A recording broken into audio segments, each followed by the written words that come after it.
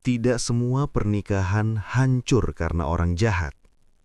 Tidak semua perselingkuhan dimulai dari niat yang salah. Dan tidak semua penyesalan datang karena kurangnya cinta. Kadang, semuanya bermula dari hati yang belum selesai dengan masa lalu. Channel ini menghadirkan kisah-kisah nyata kehidupan, tentang cinta yang salah waktu, tentang keputusan yang diambil saat hati sedang lelah, dan tentang penyesalan yang datang ketika semuanya sudah terlambat. Cerita di channel ini bukan untuk menghakimi, bukan untuk membenarkan siapapun, tapi untuk menjadi cermin bahwa satu pilihan kecil bisa mengubah seluruh hidup. Jika kamu pernah ragu, pernah salah memilih, atau pernah kehilangan karena terlambat jujur, mungkin cerita ini bukan sekedar tontonan, tapi peringatan. Selamat datang di kisah nyata, cinta lama datang saat pernikahan baru dimulai. Pernikahan itu seharusnya menjadi awal yang tenang. Setidaknya, itu yang diyakini Alia saat ia resmi menjadi istri Rangga. Hari itu sederhana.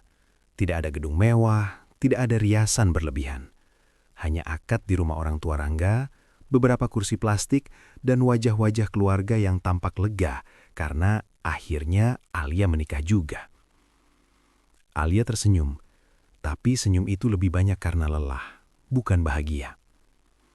Rangga adalah pria baik, terlalu baik bahkan. Tidak banyak bicara, bekerja sebagai staf gudang di sebuah perusahaan logistik, dan jarang menunjukkan emosi. Ia melamar Alia setelah 2 tahun pendekatan yang tenang dan penuh kesabaran. Bukan cinta yang membara, lebih seperti rasa aman. Alia menerima lamaran itu setelah melewati satu fase hidup yang membuatnya trauma. Ditinggalkan oleh cinta pertamanya tanpa penjelasan. Nama lelaki itu Damar. 5 tahun lalu, Damar adalah dunia Alia. Mereka berencana menikah. Bahkan tanggal sudah dibicarakan. Tapi suatu hari, Damar pergi begitu saja. Nomornya tak aktif. Media sosialnya menghilang. Tidak ada kabar. Tidak ada penjelasan. Sejak itu, Alia belajar menutup hati. Sampai Rangga datang dengan kesederhanaannya. Pernikahan baru, hidup baru. 3 bulan pertama pernikahan berjalan normal. Rangga pulang tepat waktu, Alia menyiapkan makan malam, mereka berbagi cerita seadanya. Tidak romantis, tapi tenang. Namun ada satu hal yang Rangga tidak tahu. Alia sering terbangun malam hari dengan mimpi yang sama. Damar berdiri di depan pintu, wajahnya lelah dan berkata, "Maaf, aku baru bisa kembali sekarang." Alia terbangun dengan dada sesak. Ia membenci mimpi itu. Ia membenci dirinya sendiri karena masih mengingat. Pertemuan yang mengubah segalanya. Hari itu hujan turun sejak pagi. Alia izin pulang lebih cepat dari kantor karena pusing. Di tengah perjalanan, ponselnya bergetar. Nomor tak dikenal. Awalnya ia abaikan. Panggilan kedua masuk. Entah kenapa jari Alia menekan tombol hijau. Lia. Satu kata itu cukup membuat dunia Alia berhenti berputar. Suara itu, suara yang tidak pernah benar-benar hilang dari ingatannya. Damar? Suaranya bergetar. Iya, ini aku. Alia menepi, tangannya gemetar hebat. Kamu dari mana saja? Kenapa baru sekarang? Di seberang sana, Damar terdiam lama. Lalu berkata pelan, "Aku tahu aku salah, tapi aku nggak tahu harus ke siapa lagi selain kamu." Alia menutup mulutnya. Air mata jatuh begitu saja. Damar kembali. Di saat Alia sudah menjadi istri orang. Mereka bertemu 2 hari kemudian, di sebuah kafe kecil, jauh dari lingkungan Alia dan Rangga. Damar terlihat berbeda, lebih kurus, lebih dewasa, ada luka yang tak terucap di wajahnya. "Aku pergi dulu karena keluargaku," kata Damar akhirnya. "Ayahku sakit keras. Aku dipaksa menikah dengan pilihan keluarga. Tapi pernikahan itu gagal. Aku bercerai setahun lalu." Alia menunduk, dadanya bergetar. Kenapa kamu nggak bilang? Kenapa harus menghilang? Damar menghela napas panjang. Aku pengecut. Aku pikir kamu akan bahagia tanpa aku. Alia tertawa kecil, tawa yang pahit. Aku menikah, Dam. Damar terdiam, wajahnya pucat. Dia bahagia denganmu. Pertanyaan itu menusuk, karena Alia sendiri tak tahu jawabannya. Kebohongan kecil yang pertama.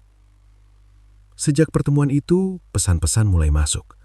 Awalnya hanya menanyakan kabar, lalu bertanya tentang kehidupan Alia, tentang pekerjaannya, tentang pernikahannya. Alia menjawab seperlunya. Ia tahu ini salah, namun setiap pesan dari Damar selalu membuatnya merasa hidup kembali. Suatu malam, Rangga bertanya, "Kamu kenapa akhir-akhir ini sering senyum sendiri?" Alia tersentak. "Ah, enggak, capek aja." Kebohongan kecil yang akan menumbuhkan kebohongan-kebohongan berikutnya. Rangga bukan pria bodoh. Ia mulai merasa ada jarak yang tidak bisa ia jelaskan. Alia lebih sering memegang ponsel, lebih sering melamun, dan lebih sering menolak saat Rangga mencoba mendekat. Sementara itu, Damar semakin berani. "Aku masih cinta sama kamu," tulisnya suatu malam. "Aku nggak minta kamu ninggalin suamimu sekarang. Aku cuma mau kamu jujur sama perasaanmu sendiri." Alia menangis membaca pesan itu. Karena jauh di dalam hatinya, perasaan itu belum pernah benar-benar mati. Malam itu, Alia berdiri di depan cermin, melihat cincin di jarinya. Di luar kamar, Rangga tertidur lelah setelah bekerja seharian. Dan di ponselnya, satu pesan terakhir dari Damar masuk. "Kalau aku datang lebih cepat, kamu masih mau pilih aku?" Alia menutup matanya. Air mata jatuh tanpa suara. Ia tahu, sejak detik itu, pernikahan barunya tidak lagi berdiri di atas kejujuran. Dan ini baru permulaan. Alia mulai mengenal satu kebiasaan baru dalam hidupnya, menghapus pesan sebelum tidur.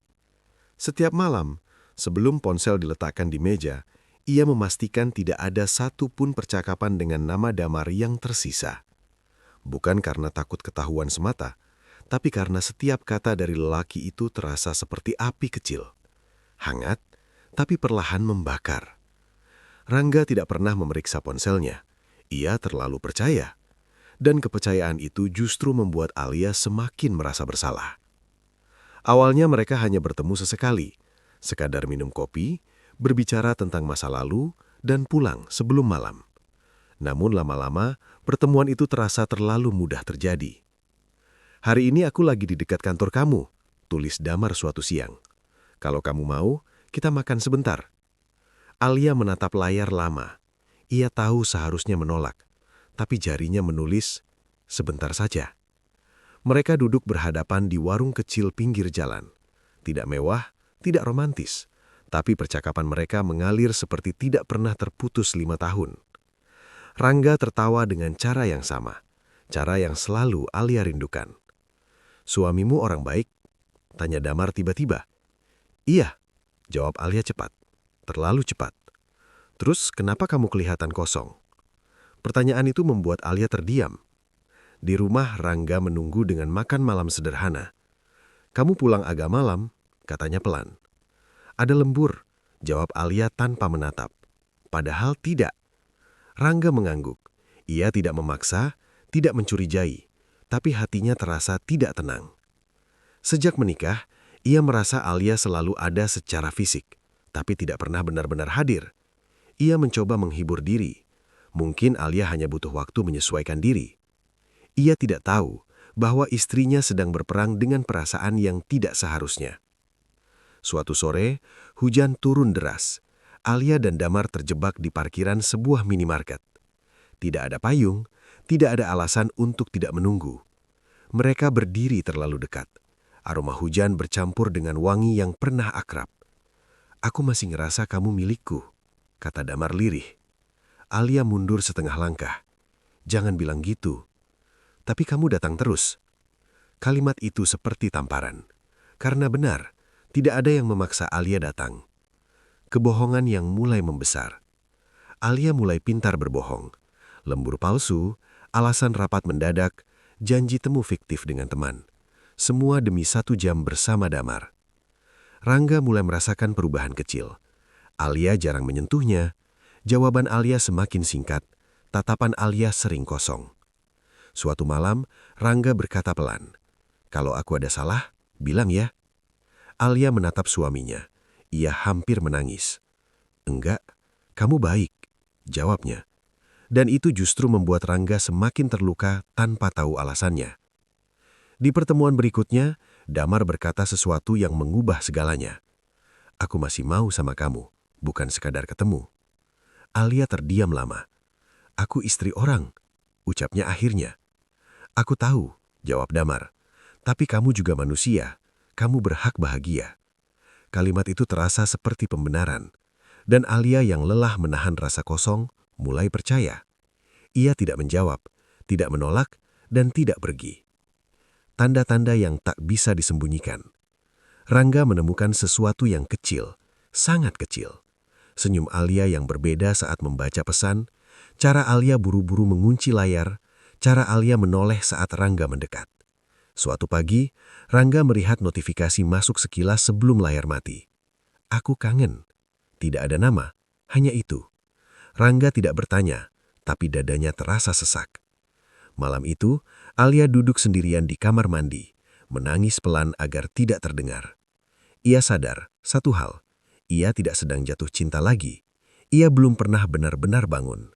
Sementara itu, Rangga duduk di ruang tamu, menatap dinding kosong, merasa kehilangan istrinya, padahal Alia masih ada di rumah yang sama. Dan Damar mengirim pesan terakhir malam itu. "Aku nggak mau sembunyi terus, aku mau kamu milih." Alia menatap layar lama, karena ia tahu rahasia yang terlalu sering disembunyikan akan segera menuntut jawaban. Sejak malam itu, Alia hidup dalam 2 dunia yang berbeda. Di satu sisi, ada rumah, tempat ia menjadi istri Rangga, memasak, mencuci, dan menjalani rutinitas yang tenang tapi terasa kosong. Di sisi lain, ada Damar, tempat ia merasa didengar, dipahami, dan diingat sebagai dirinya yang lama. Dan yang paling menyakitkan, 2 dunia itu mulai saling mendekat.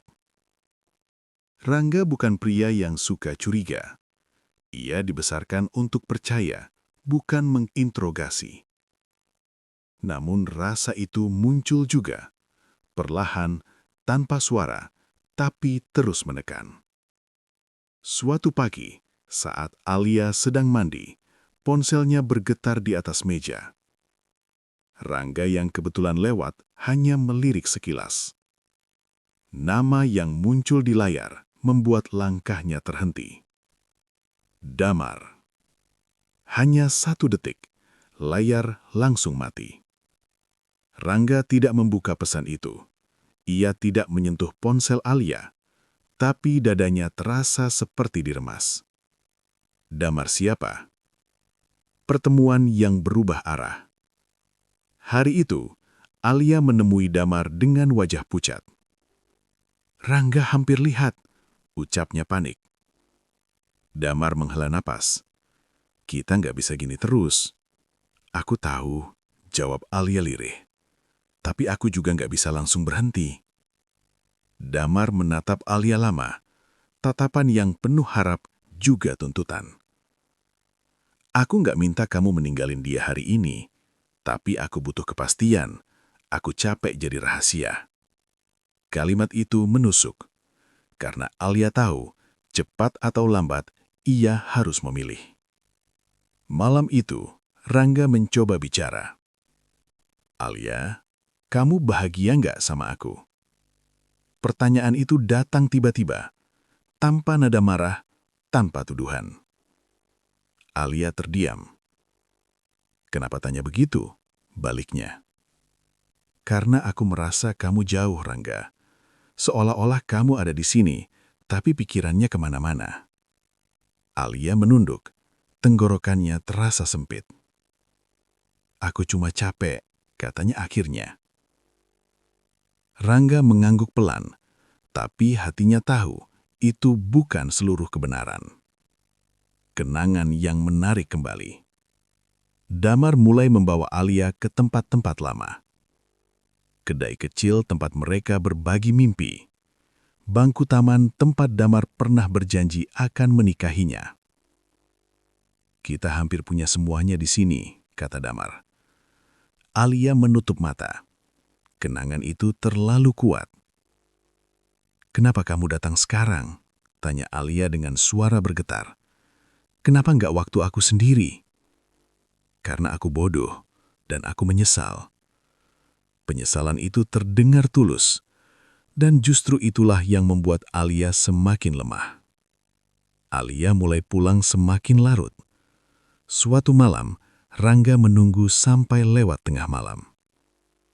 "Rapat sampai jam segini?" tanya Rangga. "Iya," jawab Alia cepat. Rangga menatapnya lama, lalu berkata pelan, "Kalau kamu bohong, aku lebih sakit daripada kalau kamu jujur." Kalimat itu membuat Alia hampir runtuh, tapi ia tetap diam. Langkah Rangga mendekati kebenaran.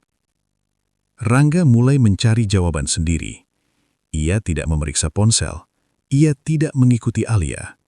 Ia hanya bertanya pada satu orang, rekan kerja Alia. "Belakangan Alia sering lembur ya?" tanya Rangga santai. Rekan itu mengernyik. "Lembur? Enggak kok, jam pulangnya biasa." Jawaban itu seperti palu yang menghantam dada Rangga. Pertemuan yang hampir terlihat. Suatu sore, Alia dan Damar duduk di dalam mobil. Hujan turun pelan. Tidak ada sentuhan, tapi jarak di antara mereka nyaris tak ada. Tiba-tiba, Alia melihat sosok familiar di kejauhan. Rangga. Jantung Alia berdegup kencang. "Dam, kita harus pergi," bisiknya panik. Mobil melaju cepat.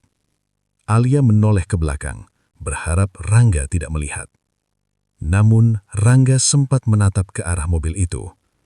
Ia tidak yakin, tapi firasatnya mengatakan itu bukan kebetulan. Rangga duduk sendirian di ruang tamu. Lampu dimatikan, rumah terasa dingin. Ia membuka album pernikahan di ponselnya. Melihat wajah Alia yang tersenyum di hari akad. "Apa aku salah memilih?" gumamnya pelan. Di kamar, Alia memeluk bantal sambil menangis. Ia tahu kebohongan ini sudah terlalu jauh. Dan di sisi lain kota, Damar mengirim pesan singkat. "Aku nggak mau kalah lagi. Kali ini aku mau kamu benar-benar pilih aku."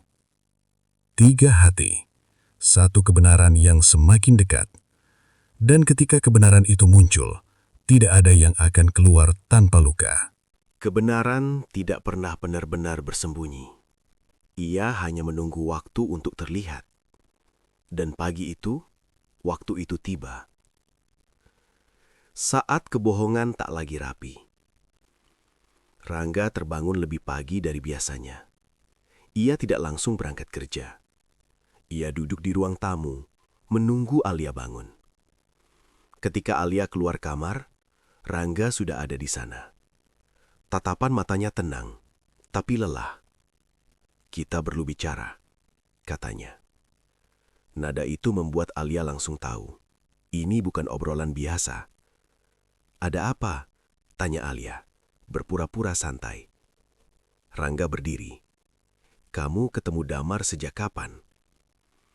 Nama itu meluncur begitu saja, tanpa emosi, tanpa teriak, tapi cukup untuk membuat Alia kehilangan kata-kata. Pengakuan yang terpaksa. "Jawab jujur," lanjut Rangga. "Aku udah capek nebak-nebak." Alia duduk perlahan, tangannya gemetar. "Beberapa bulan," ucapnya pelan. Rangga mengangguk kecil. "Lalu aku apa di hidup kamu sekarang?" Pertanyaan itu lebih menyakitkan daripada marah. Alia menangis. "Aku nggak pernah berniat nyakitin kamu." "Nyatanya aku tetap terluka," jawab Rangga. Rangga tidak marah. Ia tidak membentak. Ia bahkan tidak memaki Damar. Justru sikap itulah yang menghancurkan Alia. Aku cuma pingin satu hal, kata Rangga. Kejujuran, bukan sisa-sisa perhatian. Alia menutup wajahnya. Maaf. Itu satu-satunya kata yang keluar. Damar tak mau mundur. Sore harinya, Alia menemui Damar. Dengan mata bengkak dan suara lelah. Rangga tahu, katanya. Damar terdiam sesaat, lalu berkata tegas, "Terus kamu pilih siapa?" Pertanyaan itu kembali datang. Lebih keras, lebih mendesak. "Aku butuh waktu," jawab Alia. "Waktu itu milik orang yang belum menikah. Kamu udah pilih aku dengan caramu sendiri." Kalimat itu seperti pisau. Karena sebagian dari Alia tahu, Damar tidak sepenuhnya salah. Rumah yang menjadi asing. Rangga tidur di ruang tamu. Bukan karena marah, tapi karena ia tidak sanggup berbaring di samping orang yang hatinya sudah pergi. Alia berdiri di pintu kamar, menatap punggung suaminya yang membelakangi. "Mas," suaranya hampir tak terdengar. Rangga tidak menoleh. "Aku cuma minta satu keputusan, jangan gantung aku." Air mata Alia jatuh di lantai. Tekanan dari segala arah. Keesokan harinya, keluarga mulai tahu. Bukan dari Rangga, tapi dari perubahan sikap yang tak bisa disembunyikan. Ibu Rangga bertanya pelan, "Kalian kenapa?" Rangga menjawab singkat, "Kami lagi ada masalah." Alia menunduk, merasa dirinya adalah pusat dari semua kekacauan. Sementara itu Damar semakin sering menghubungi. "Aku siap nikahin kamu," katanya lewat pesan. "Aku nggak mau kamu balik ke hidup yang setengah-setengah." Kata-kata itu terdengar indah, tapi juga egois. Malam berikutnya Rangga akhirnya bicara tegas. "Aku bukan orang yang sempurna, tapi aku nggak mau berbagi istri, bahkan cuma di hatinya." Ia menatap Alia dalam-dalam. "Kalau kamu masih cinta dia, aku lepasin. Tapi jangan pura-pura tinggal." Alia menangis terseduh-seduh.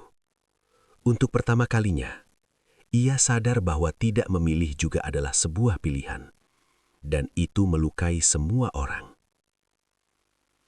Alia duduk sendirian di kamar. Cincin di jarinya terasa berat. Di ponselnya, 2 pesan menunggu. Dari Rangga, "Aku tunggu keputusanmu. Bukan sebagai suami yang egois, tapi sebagai manusia yang capek terluka." Dari Damar, "Aku di sini. Jangan pilih yang aman kalau hatimu bukan di sana." Alia menutup mata. Dadanya sesak. Karena apapun yang ia pilih, akan ada seseorang yang hancur. Dan mungkin dirinya sendiri juga. Alia tidak tidur semalaman. Ia duduk di tepi ranjang, memeluk lutut, menatap lantai yang dingin. Di kepalanya, suara Rangga dan Damar saling bertabrakan. Satu berbicara tentang kesetiaan dan kejujuran, yang lain tentang cinta lama yang tak pernah benar-benar selesai. Pagi datang tanpa jawaban yang benar-benar siap. Keputusan yang terucap dengan gemetar. Rangga bersiap berangkat kerja ketika Alia keluar dari kamar. "Mas," panggilnya pelan. Rangga menoleh. Tatapan itu tenang, tapi ada kelelahan yang dalam. Aku butuh waktu sendiri," kata Alia akhirnya. "Aku nggak bisa hidup dalam kebingungan ini." Rangga terdiam lama, lalu mengangguk pelan. "Kamu mau pisah rumah sementara?" tanyanya. Alia menunduk. "Iya." Tidak ada teriakan, tidak ada drama. Tapi kalimat itu seperti memotong sesuatu yang selama ini mereka bangun bersama. Alia mengemasi pakaian secukupnya. Rangga membantunya melipat baju dengan gerakan yang rapi dan dingin. "Kamu bisa tinggal di sini kalau berubah pikiran," kata Rangga. "Rumah ini masih rumah kamu." Kalimat itu membuat Alia menangis. "Maaf, Ucapnya lirih. Rangga hanya mengangguk. Jaga diri. Dan pintu tertutup pelan. Cinta yang ternyata berbeda. Damar menjemput Alia sore itu. Wajahnya terlihat lega. Akhirnya, kamu milih aku. Alia tersenyum kecil, tapi hatinya tidak selega yang ia bayangkan. Ia tinggal di apartemen kecil milik Damar. Segalanya terasa baru, terlalu cepat. Hari-hari pertama diisi tawa dan cerita lama. Tapi Alia mulai menyadari satu hal. Damar tidak sesabar Rangga. Ia mudah cemburu. Ia menuntut lebih. "Kamu masih mikirin dia?" tanya Damar suatu malam. Alia terdiam. "Kalau kamu sama aku, jangan setengah-setengah," lanjutnya. Kalimat itu terasa seperti tekanan, bukan cinta. Di rumah, Rangga menjalani hari dengan sunyi. Ia tetap bangun pagi, tetap bekerja, tetap makan sendiri. Ia tidak mencari Alia, tidak mengirim pesan panjang. Hanya satu pesan singkat yang ia kirim. "Aku harap kamu nemu jawaban yang kamu cari." Dan setelah itu, ia belajar melepaskan. Alia mulai sering bertengkar kecil dengan Damar. Soal hal sepele, waktu pulang, ponsel yang sering diperiksa, nada bicara yang berubah. "Kamu berubah," kata Damar. Alia tersenyum pahit. "Aku cuma lagi menyesuaikan diri." Padahal ia mulai sadar, keputusan ini tidak datang dari hati yang tenang, melainkan dari hati yang lelah. Rasa bersalah yang datang diam-diam. Setiap malam Alia teringat Rangga. Cara Rangga menaruh sepatunya rapi. Cara ia bertanya tanpa memaksa. Cara ia mencintai tanpa banyak syarat. Dan rasa bersalah itu tumbuh. Bukan karena Alia kehilangan Rangga, tapi karena ia menyadari siapa yang benar-benar tulus. Suatu malam, Alia duduk sendirian di balkon apartemen. Ia membuka ponsel, membaca pesan lama dari Rangga. "Aku nggak janji bikin kamu selalu bahagia, tapi aku janji nggak ninggalin kamu sendirian." Air mata jatuh. Alia akhirnya mengerti. Ia memilih karena takut kehilangan masa lalu, bukan karena yakin dengan masa depan. Dan penyesalan itu baru saja mulai. Pada awalnya, Alia mencoba meyakinkan dirinya sendiri bahwa semua ini akan baik-baik saja, bahwa rasa tidak nyaman itu hanya proses menyesuaikan diri. Ia tersenyum di depan Damar. Ia tertawa di saat yang seharusnya bahagia. Namun jauh di dalam hati, ia merasa seperti sedang memerankan kehidupan orang lain. Hidup bersama yang tak seindah bayangan. Damar bukan pria jahat, tapi ia bukan pria yang sama seperti dalam kenangan Alia. Ia ingin tahu kemana Alia pergi, dengan siapa ia bicara, dan kenapa Alia sering terlihat murung. "Kamu dapat aku dengan cara yang gak gampang," kata Damar suatu malam. "Wajar kalau aku takut kehilangan." Kalimat itu terdengar masuk akal, tapi cara Damar menjaganya terasa menekan. Alia mulai merasa diawasi, bukan dicintai. Rindu yang salah alamat. Tanpa sadar, Alia sering membandingkan. Saat Damar meninggikan suara, ia teringat Rangga yang selalu berbicara pelan. Saat Damar menuntut perhatian, ia teringat Rangga yang memberi ruang. Dan setiap kali perbandingan itu muncul, luka baru ikut terbuka. Pertengkaran pertama yang nyata. Suatu malam, pertengkaran kecil berubah besar. "Kamu kenapa selalu melamun?" tanya Damar kesal. "Apa masih mikirin dia?" Alia menarik nafas panjang. "Aku cuma capek." "Capek sama aku?" Nada suara Damar meninggi. "Kenapa sih kamu selalu nyeret nama dia?" bentak Alia akhirnya. Hening sejenak, lalu Damar berkata dingin, "Karena aku ngerasa kamu nggak pernah sepenuhnya ada di sini." Kalimat itu benar, dan justru itulah yang menyakitkan. Kehilangan diri sendiri. Alia mulai jarang bertemu teman, jarang pulang ke rumah orang tuanya. Ia tidak ingin banyak pertanyaan, tidak ingin banyak nasihat. Ia merasa sendirian, padahal tidak pernah benar-benar sendiri. Di cermin, Alia melihat wajahnya sendiri, lebih pucat, lebih diam. Ia bertanya pada dirinya sendiri, kapan terakhir kali aku merasa tenang? Di sisi lain, Rangga mulai membangun hidupnya kembali. Ia pindah kamar, menata ulang rumah, menghapus foto-foto lama dari dinding. Bukan karena benci, tapi karena ingin sembuh. Suatu hari, Rangga mengajukan cuti dan pulang ke rumah orang tuanya. Ibunya menepuk bahunya pelan. "Kamu sudah berusaha," kata sang ibu. "Sekarang giliran kamu menjaga hatimu sendiri." Rangga mengangguk. Dan untuk pertama kalinya, ia menangis. Penyesalan yang tak bisa diucap. Alia mengetahui kabar itu dari teman lama.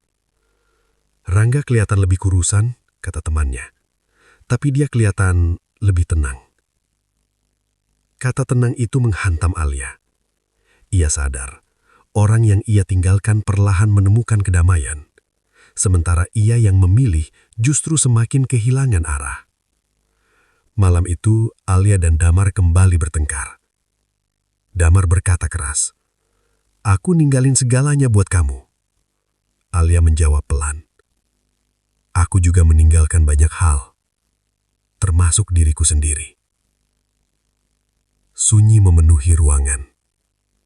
Alia masuk kamar, menutup pintu, dan menangis tanpa suara. Di dalam hati, satu kebenaran mulai tumbuh. Bahagia yang dipaksakan hanya menunda luka yang lebih besar. Dan luka itu tidak akan lama lagi muncul sepenuhnya. Alia mulai menyadari satu hal yang paling menakutkan. Ia tidak tahu lagi kemana harus pulang. Apartemen Damar terasa sesak. Rumah Rangga sudah bukan miliknya. Dan di antara dua tempat itu, Alia kehilangan dirinya sendiri. Pertengkaran yang mengakhiri segalanya. Malam itu, pertengkaran mereka tidak bisa dihindari. Damar pulang dengan wajah lelah dan nada suara keras. "Kamu kenapa sih makin dingin? Kalau kamu masih cinta dia, bilang sekarang." Alia berdiri di depan Damar. Tidak berteriak, tidak membela diri. "Aku capek, Dam," katanya pelan. "Capek bohong sama diri sendiri." Damar tertawa pahit. "Jadi selama ini aku cuma pelarian." Pertanyaan itu menghantam keras. "Aku gak pernah niat nyakitin kamu," jawab Alia sambil menangis. "Tapi aku juga gak bahagia." Damar terdiam lama, lalu berkata dingin, "Kalau gitu, kita selesai. Tidak ada pelukan, tidak ada permohonan. Hanya pintu yang ditutup lebih keras dari biasanya." Kehilangan yang datang sekaligus. Alia mengemas barang-barangnya malam itu juga. Tidak banyak, karena sebagian hidupnya sudah tertinggal di tempat lain. Ia tidak tahu harus kemana. Akhirnya ia pulang ke rumah orang tuanya. Ibunya membuka pintu dengan mata berkaca-kaca. Tidak banyak bertanya, hanya memeluk. Pelukan itu membuat Alia hancur sepenuhnya. Keinginan untuk kembali. Beberapa hari kemudian, Alia memberanikan diri menghubungi Rangga. Pesannya singkat, "Mas, apa kita bisa ketemu?" Pesan itu dibaca, tidak langsung dibalas. Beberapa jam kemudian, balasan masuk. "Kita ketemu besok, di tempat biasa." Harapan kecil tumbuh di dada Alia. Mereka bertemu di warung kopi yang dulu sering mereka datangi. Rangga datang tepat waktu.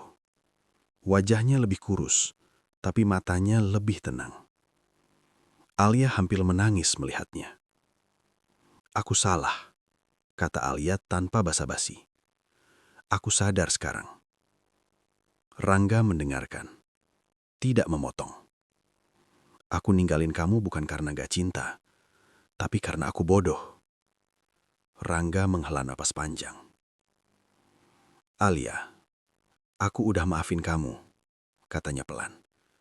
Tapi memaafkan itu beda sama kembali. Kalimat itu seperti runtuhan tembok. Kebenaran yang terlambat. Aku capek jadi pilihan kedua. Lanjut Rangga. Aku capek nunggu hati yang gak pernah sepenuhnya milik aku. Alia menunduk. Air matanya jatuh ke meja. Aku gak datang buat nyalahin kamu, kata Rangga. Aku cuma mau jujur. Aku udah belajar hidup tanpa kamu. Kata-kata itu menutup semua kemungkinan. Mereka berpisah tanpa pelukan. Di luar, hujan turun pelan. Seperti hari-hari lain yang dulu sering mereka lewati bersama. Alia berdiri sendiri di bawah payung. Ia akhirnya mengerti. Ada cinta yang tidak kembali, bukan karena benci, tapi karena sudah terlalu lelah. Dan yang paling menyakitkan, kesadaran itu datang saat semua sudah terlambat.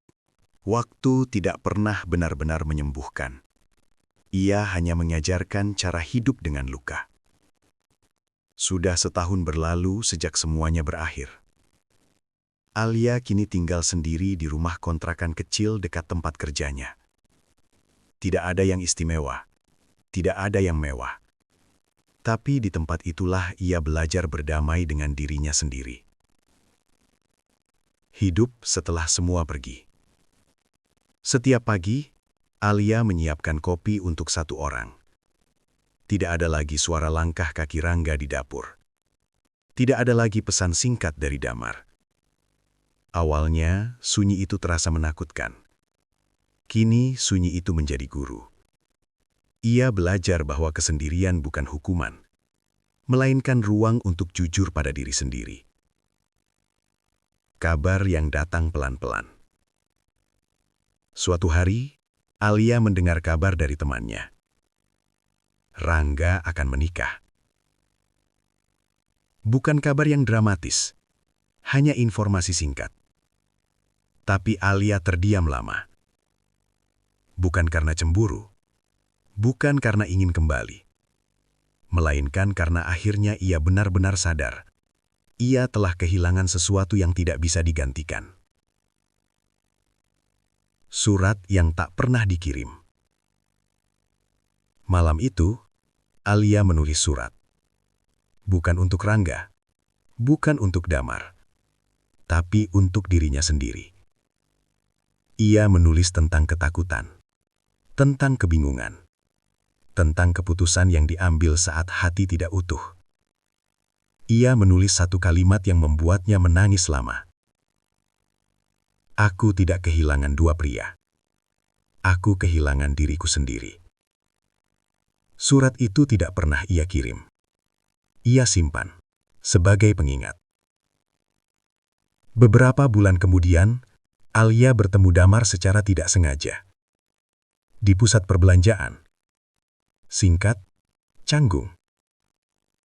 Kamu kelihatan lebih tenang, kata Damar. Kamu juga, jawab Alia. Tidak ada pembicaraan panjang, tidak ada luka yang diungkit. Karena keduanya tahu, mereka pernah saling mencintai, tapi tidak pernah benar-benar saling menyembuhkan. Menerima tanpa membenarkan. Alia tidak menyalahkan siapapun lagi. Tidak Rangga, tidak Damar, bahkan tidak dirinya sendiri. Ia hanya menerima bahwa cinta lama tidak selalu layak diperjuangkan.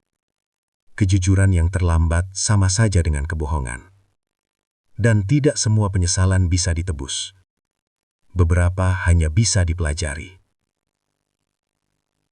Suatu sore, Alia duduk di bangku taman. Anak-anak berlarian. Pasangan tua berjalan pelan sambil bergandengan. Alia tersenyum kecil. Ia akhirnya mengerti satu hal paling penting. Jangan pernah membuat keputusan besar saat hati masih terikat pada masa lalu. Karena cinta yang tulus tidak meminta kamu memilih. Ia hanya meminta kamu jujur sejak awal.